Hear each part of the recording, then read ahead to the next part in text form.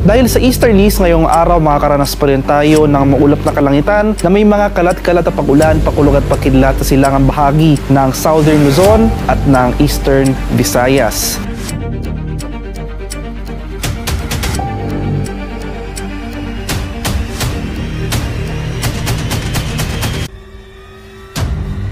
Manatiling may kaalaman at manatiling ligtas sa pamamagitan ng pagbisita sa aming YouTube channel para sa mga real-time na ulat panahon sa ating bansa. Laging tandaan, maging alerto at iba yung pag-iingat sa banta ng ulan, baha at pagguho ng lupa. Ngayon, oras na para marinig mula sa ekspertong meteorologist. Bibigyan tayo ng malalim na pagsusuri sa lagay ng panahon at ipapaliwanag ang anumang mahalagang kaganapan sa ating panahon ngayon o sa mga darating pang araw. Ngayong madaling araw, nakapagtala tayo ng mga pag-ulan.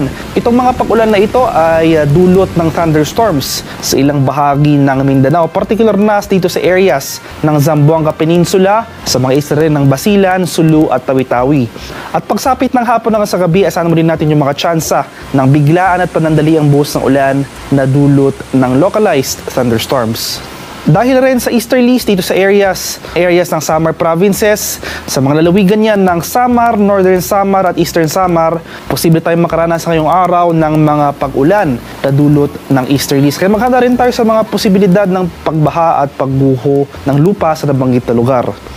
At sa kalagayan naman ating karagatan, sa kasalukuyan, walang nakataas na gale warning sa anumang baybayin na ating kapuluan. Ngunit iba yung pag-iingat pa rin sa ating mga kababayan na maglalayag dahil posible pa rin tayong makaranas ng katamtaman hanggang sa maalong karagatan. Particular na sa mga dagat baybay ng extreme Northern Luzon.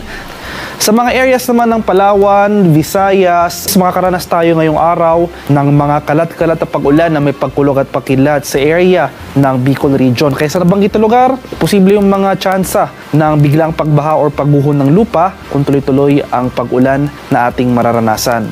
Dito sa nalalabing bahagi ng Northern Luzon, sa mga rehiyon yan ng Ilocos, Cordillera at Cagayan Valley, may tsansa pa rin ng mga light rain sa pag-ambo ng amihan. At dahil sa amihan, makakaranas rin tayo ng mga kaulapan na may mahihinang pag-ulan sa areas ng Batanes at Babuyan Islands. And for the rest of Luzon, kasama na dyan na Metro Manila, ay fair weather conditions sa ating inaasahan, ay tsansa naman ng thunderstorms ang posibleng maranasan pagsapit ng hapon hanggang sa gabi.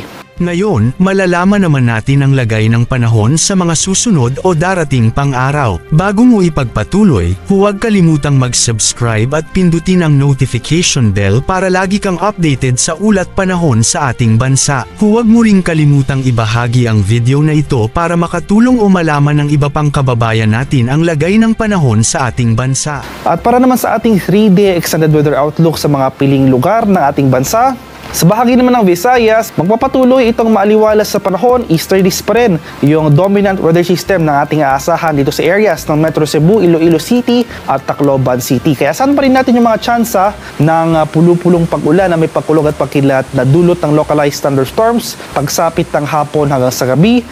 Sa bahagi naman ng Mindanao, so sa mga areas ng Metro Davao, Cagayan de Oro City at sa Zamboanga City for the next 3 days, maghanda pa rin tayo or magdala pa rin tayo ng pananggalang sa ulan dahil posible pa rin yung mga tsansa ng thunderstorms pagsapit ng hapon hanggang sa gabi.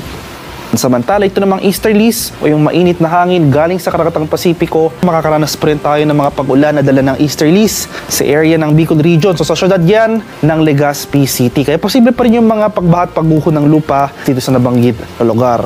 And for the next 3 days, patuloy pa rin yung epekto ng amihan dito sa Northern Luzon.